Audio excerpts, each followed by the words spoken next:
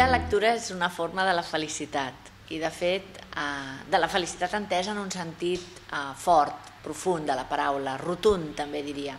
No la felicitat entesa potser en una dimensió més superficial o frívola, equiparant felicitat a una alegria que s'expressa només amb somriures. Jo parlo d'una felicitat intensa, profunda, viscuda d'una manera emocional però també racional molt forta. I hi ha un text, un assaig de Montaigne que té aquestes petites píndoles de saviesa, totes inserides en aquest conjunt que anomenem els assaigs. Un d'aquests assaigs el dedica al llibre. I hi ha un moment d'aquest assaig en el qual ell diu que quan troba un passatge difícil en un llibre, l'abandona, perquè entén que la lectura ha de ser una forma de la felicitat. I Borges, comentant aquest assaig de Montaigne, també diu que hi està d'acord, hi està molt d'acord, perquè la felicitat no hauria de requerir un esforç i un llibre no hauria de requerir un esforç. Per tant, que hauríem d'abandonar aquests llibres que no ens acullen i que no ens fan feliços.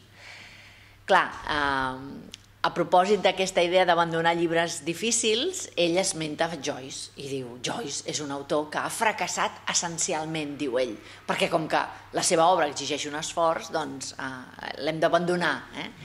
Jo quan recordo aquest fragment de Borges parlant de Montaigne i de Joyce, sempre els dic als estudiants que vigilin molt, que no diguin que Joyce és un autor que ha fracassat essencialment, és que diguin que Borges diu que Joyce és un autor que ha fracassat essencialment, perquè la mateixa prova de la felicitat, en el cas de Borges, la seva obra també és molt difícil.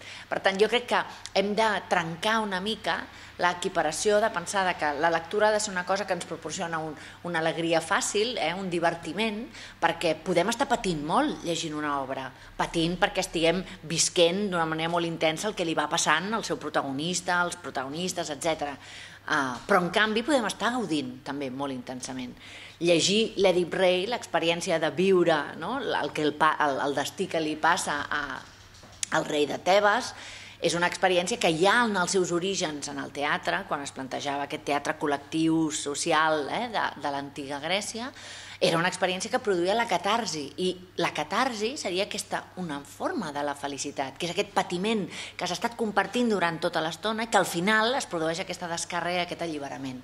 Per tant, jo reivindico aquesta felicitat que proporcionen els llibres amb la intensitat i amb el repte també.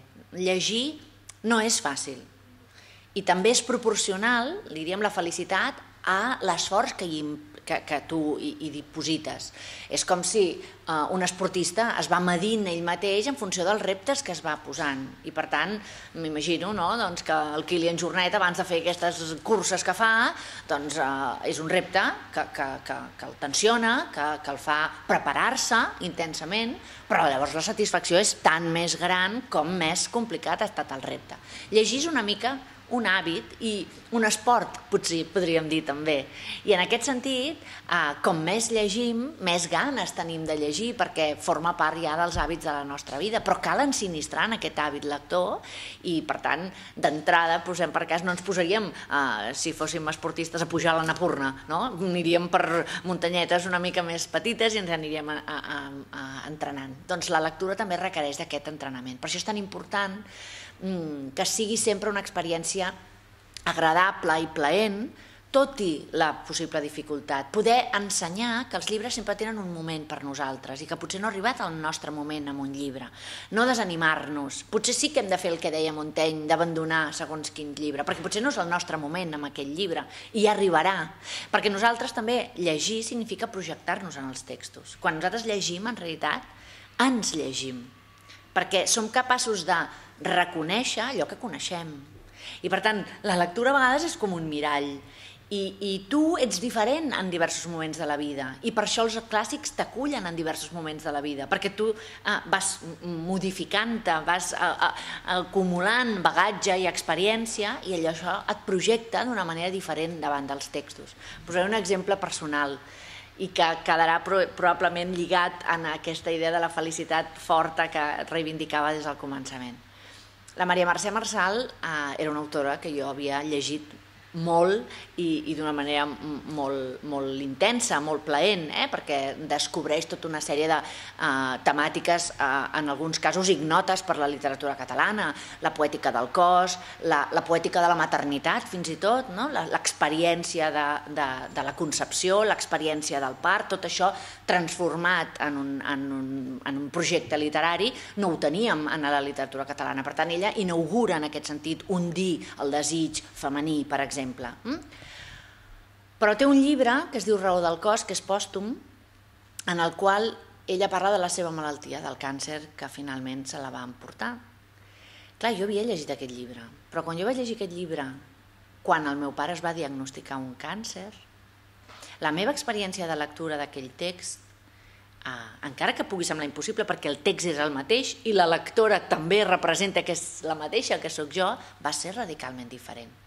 Perquè, evidentment, jo era diferent en aquell moment quan llegia aquella obra que com ho havia estat abans.